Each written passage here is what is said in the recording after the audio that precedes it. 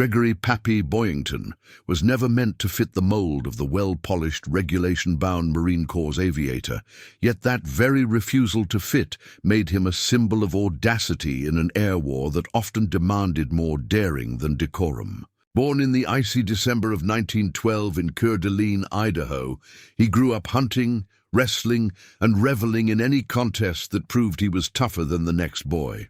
Flight, when it came, was just another arena in which to test his mettle. By the time he reached the University of Washington, wrestling trophies lined his shelves, and the notion that anyone could tell him how to live chafed his skin like a bad harness. It was that same independent streak that attracted him to the loosely organized world of the early Marine Corps Reserve, and later to the even more anarchic ranks of Claire Chennault's American volunteer group in China. There, in dusty airfields, cut out of rice paddies, Boyington found his first taste of real combat, scoring 6 victories and sharpening a predatory instinct that would define every sortie he flew. But he also learned another truth. Command structures prized discipline above daring, and his penchant for whiskey, women, and independent judgment marked him as a problem child long before he wore the badge of legend. When America plunged into war after Pearl Harbor, Boyington returned to the Marines heavier of reputation, lighter of savings, and looking for a squadron that would let him fly the way he fought, on nerve, instinct, and a gambler's calculation of odds. By mid-1943, the Solomons campaign had ground into a slugging match of attrition, squadron rosters bled by dysentery, malaria, and rotating drafts. Headquarters on Espiritu Santo needed fresh pilots fast, so it broke precedent and created a composite unit from loose aircrew remnants. Into that vacuum stepped Major Boyington, already 31, ancient by fighter pilot standards, and nursing a chipped tooth, a fading hangover, and an iron certainty that whatever group he led would do things his way. The men assigned to him were misfits in their own right, replacement pilots overlooked by other commanders, staff officers itching for frontline action, and a scattering of rookies who had never fired their guns in anger. It did not matter. He christened them Boyington's bastards before public relations officers sanitized the name to black sheep. The sobriquet stuck because it fit. They wore scuffed boots, painted skulls on their corsair cowlings, and crashed the base. Officers' Club. So often the bartender stocked extra scotch. Boyington wove raw swagger into doctrine. He drilled his men hard in gunnery, preaching the gospel of closing to point-blank range before wasting ammunition. He led training flights through canyon passes at treetop level so the pilots instinctively hugged the earth until the last possible. Second, popping up at enemy airfields like hornets over a picnic. Where conventional squadrons flew neat V formations, the black sheep roared in loose 4-plane sections, individual leaders attacking targets of opportunity while trusting one another to cover blind spots. This fluid, aggressive style mirrored the tactics Boyington had rehearsed in Burma against the Japanese Ki-43 Oscars, and it turned every engagement into a knife fight in which split-second aggression mattered more than rigid formation flying. Within 2 weeks of arriving at their forward strip on Vella La Vella, the Black Sheep had racked up their first kills, downing Zeros over the slot and tangling with bombers aiming for Marine positions on Bougainville. The legend quickened on September 16, 1943, when Boyington's division intercepted a Japanese formation near the Russell Islands. Radio chatter fizzed with adrenaline as he barked orders in a gravelly baritone, closing to within yards before loosing his .50 caliber guns. 3 enemy fighters spiraled down within as many minutes. The next day, he repeated the feat, claiming 5 kills and etching his name into the unofficial rolls of Marine aces. War correspondents smelled copy, and soon photographs of Boyington grinning beside the nose of his corsair, cigar clenched between his teeth, flight cap crooked, circulated from San Diego to Sydney. Each success fueled the mythology. Off duty, He could drink any pilot under the table. On duty, he could outfly any Zero in the sky. The squadron's exploits became nightly fodder for camp conversations. Pilots from neighboring outfits drifted over to hear Boyington retell dogfights in language as earthy as the jungle mud that caked their boots. Yet beneath the swagger lay a perfectionist's mind, keeping careful tally of ammunition expenditure, engine temperatures, and the stamina of men who sometimes flew 3 missions a day. He wrote home rarely, but when he did, the letters betrayed flashes of tenderness for a war orphan he had met in Calcutta and regret for a marriage frayed beyond repair by distance and infidelity. If Boyington was a rebel, he was also a man aware that rebellion extracts a price. By December 1943, the Black Sheep had chalked up more than 90 confirmed victories. Headquarters rotated the squadron out for rest, but Boyington finagled permission to lead a temporary group on a series of strikes against Rabaul. The fortified harbour was bristling with anti-aircraft guns and ringed by fighter fields, a hornet's nest that had chewed up squadrons far fresher than his. On January 3rd, 1944, Boyington launched with a dozen Corsairs to escort B-25s probing the harbour's shipping lanes. Japanese fighters rose in waves. Somewhere in the chaos, Boyington's division became scattered. Radio calls swallowed by engine. Roar! Witnesses later recalled a lone F-4U diving through a wall of tracers, turning inside a Zero, and delivering the last burst that pushed his official tally to 28. Moments later, another pack of fighters swarmed him. When Boyington failed to return, squadron mechanics chalked one more victory under his canopy frame in absentia. But by nightfall, hope curdled into dread. In fact, Boyington survived the shoot-down, ditching into the sea and clinging to wreckage until a Japanese submarine plucked him from the waves. For the next 19 months, he shifted between Ofuna, Omori, and other clandestine camps, where high-value prisoners were interrogated, often beaten, and routinely starved. Boyington's weight dropped below 130 pounds, yet even in captivity, he cultivated resistance with the same irreverent flair that had characterized his free days. He organized clandestine wrestling matches, traded sketches of aircraft silhouettes with British prisoners to keep recognition skills sharp, and once, when ordered to bow to an officer, responded with an exaggerated flourish that drew laughter from fellow captives and a rifle butt across the back of his head. The scarring would stay with him, a permanent reminder of the fine line between defiance and pain. Liberation in August 1945 thrust Boyington into a surreal homecoming. He stepped off a transport in Oakland to find reporters lining the dock.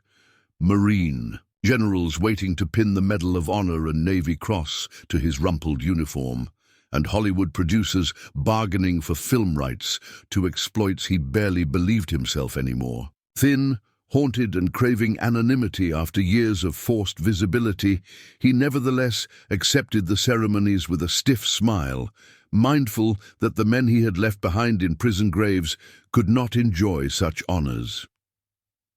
Around him, the Black Sheep, reconstituted and reconstituted as war needs dictated, had scattered to bases, colleges and small towns across the nation, each pilot wrestling with private memories of flaming cockpits and late-night parties under coconut palms. Post-war America, lionized. Its heroes and Boyington's legend fed a public appetite for larger-than-life personalities. He toured war bond rallies, lit victory cigars on radio shows, and endured the polite flattery of officers who had once considered him a regulation nightmare. Yet the very traits that made him effective in combat, restlessness, contempt for routine, a thirst for sensation, eroded the fragile peace he tried to build stateside. Civilian jobs bored him. Public relations tours bred a fatigue no amount of bourbon could numb. He drifted through air-racing ventures, brief stints selling steel, and a doomed return to Marine Reserve duty that ended after an altercation at a base bar, At nights, the roar of Pratt & Whitney engines still echoed in his dreams, fused with the guttural Japanese commands barked by prison guards. Insomnia became a familiar, unwelcome wingman.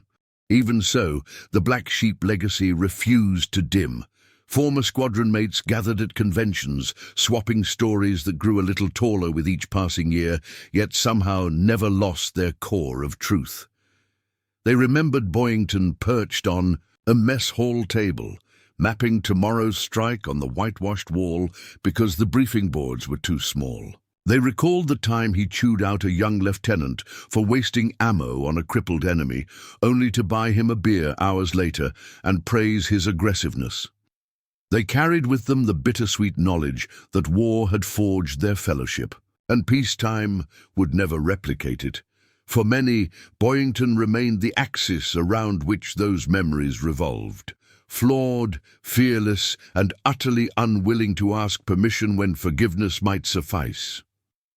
As the 1950s wore on, aviators of the jet age idolized the Black Sheep almost as myth. Naval aviators at Pensacola read articles about their Corsair flying forebears and tried to imagine facing turn-fighting Oscars without radar or missile locks. Airshow crowds cheered when Boyington signed autographs beside F-9F Panthers, unaware that the veteran's hands sometimes shook from lingering injuries and unspoken nightmares. He wrote an autobiography in bursts of inspiration and self-doubt, wrestling with whether to confess the full extent of his wartime drinking, the arguments with senior officers, the guilt over pilots he lost on missions he had planned. The manuscript became a catharsis of sorts, a chance to square accounts with ghosts that still whispered over his shoulder whenever he glanced at a clear blue sky. By the early 1960s, the Corsair itself had slipped into museums, yet Boyington's name could still jam a mailroom with fan letters whenever a magazine ran a retrospective on the Pacific Air War. High school essayists quoted him as the quintessential rebel warrior. Marine Corps recruiting posters hinted that new pilots might find in themselves a little of the Black Sheep spirit if they dared. Boyington, meanwhile, battled bouts of pneumonia, barroom temptations, and the slow estrangement of a nation moving past propeller-driven heroics into the supersonic era. He found solace in speaking to young aviators, reminding them that fancy technology mattered less than heart when the sky turned lethal. Still, something in his voice betrayed a yearning for the raw immediacy of 1943, when every dawn patrol promised life, death, or glory, and nothing in between. Decades after the war, the Pacific Islands, where the Black Sheep carved their legend, returned to sleepy obscurity, jungle vines creeping over abandoned airstrips, but scrap collectors still unearthed fragments of bent Corsair wing spars stamped with assembly numbers matching squadron logs. In museums, from Quantico to Pensacola, Boyington's campaign maps hung behind glass, colored pencil arrows tracing climbing turns around Bougainville, Buka, and Rabaul. Children pressed fingerprints to the display, imagining the rattle of .50 caliber, guns and the smell of hot oil as radial engines strained at redline. Somewhere beyond the glass, beyond the carefully curated captions, lay the unvarnished reality of tropical heat rashes, hydraulic leaks, and the sudden bloom of fire when tracer rounds found a Zero's unarmored fuel tank. Boyington knew those realities intimately, and whenever he toured such exhibits, he lingered longest at the photographs of squadron mates who never collected retirement pensions, their faces forever locked in the confidence of youth. As the calendar inched toward the nation's bicentennial, television producers sought to capture World War II nostalgia in Technicolor. Hollywood approached Boyington again, waving lucrative contracts to dramatize the Black Sheep saga. The prospect of seeing his life refracted through scriptwriters both intrigued and alarmed him, yet he signed the deal with a half-smile, warning the studio that any version lacking the squadron's irreverent humor would ring hollow. When this series finally aired, audiences thrilled to the dogfights, but argued whether the cigar-chomping commander on screen was too brash, too insubordinate, too unlikely a Marine. Boyington himself watched episodes with a bemused grin, amused at the sanitized portrayal of card games that, in reality, ended with chairs flung across the mess. Still, he admitted that if the show inspired one young pilot to chase excellence in the cockpit, the effort was worthwhile. Toward the end of the 1970s, Boyington's health wavered.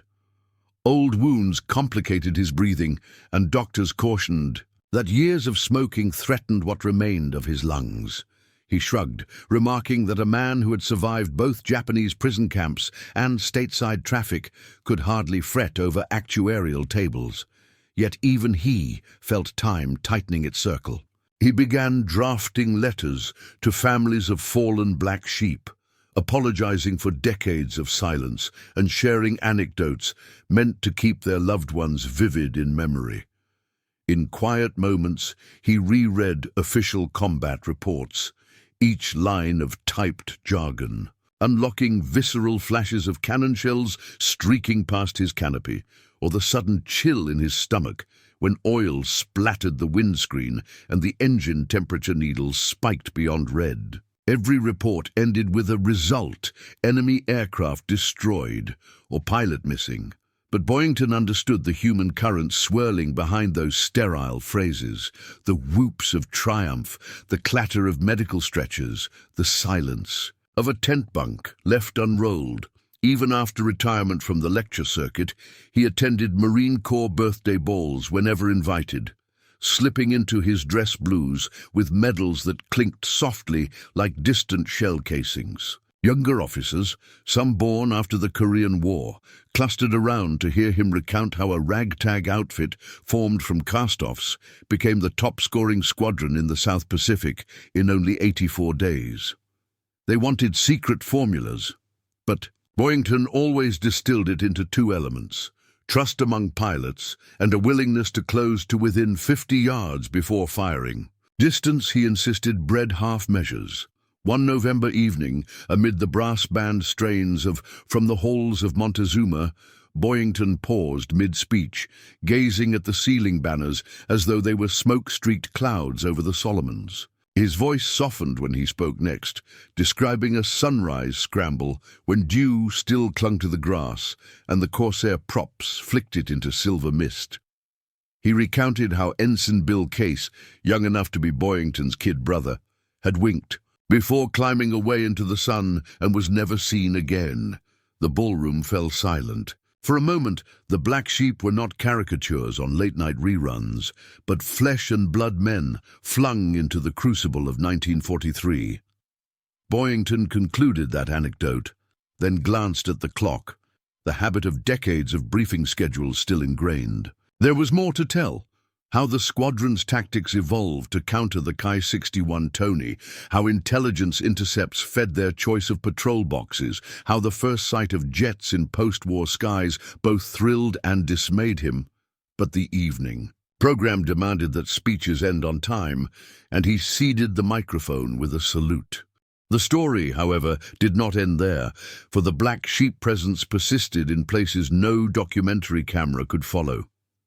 Another winter slipped into spring, and with it came the scattered reunions that only wartime bonds can sustain across geography. And decades.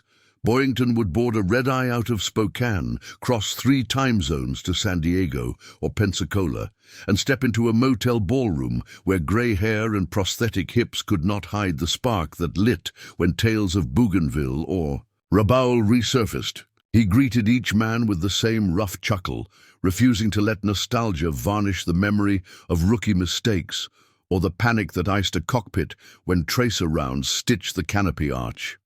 Yet he also carried a quiet pride that those very rookies had grown into aces who once saved his 6 without thinking. Late at night, after the formal toast to absent friends, he would drift onto a moonlit patio with 3 or 4 survivors, passing a bottle hand to hand and tracing constellations that had guided them home over the Solomon Sea.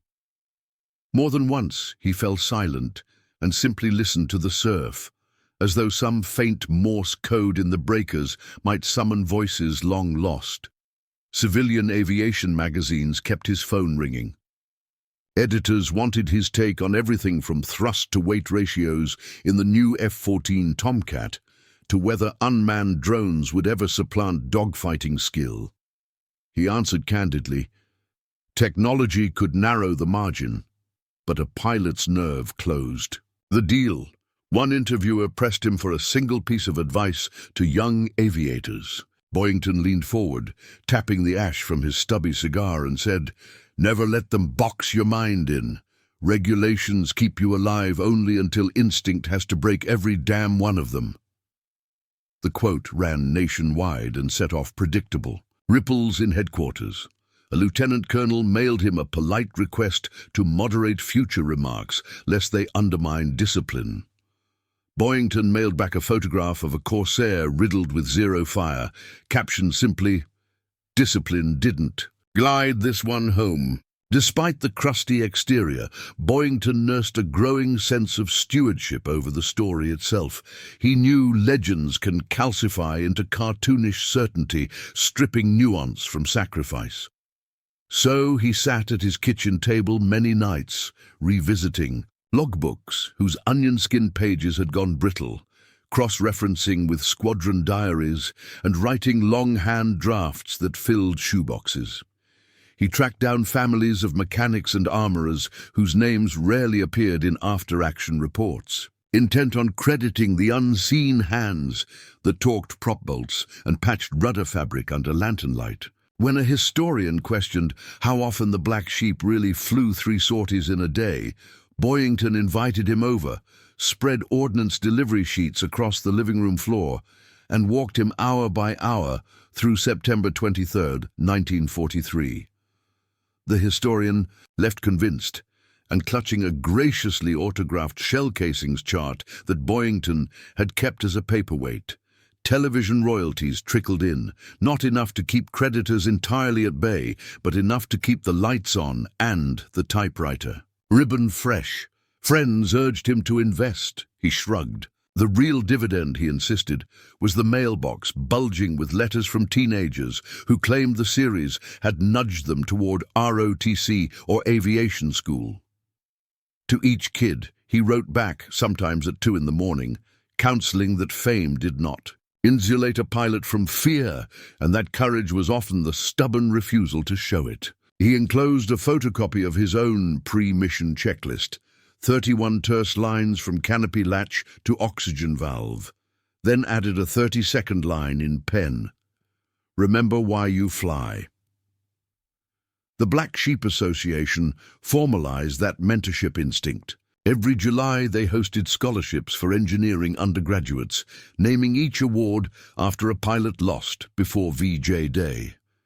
Boyington presided from the head table, delivering unscripted anecdotes that rambled between comedy and eulogy. His voice cracked when he recounted George Ashman's last role into a burning Betty bomber, or Chris Magee's infectious grin as he taxied out for a hop that never returned. Yet the very act of speaking their names in public eased a weight. He had carried alone through the leaner post-war years.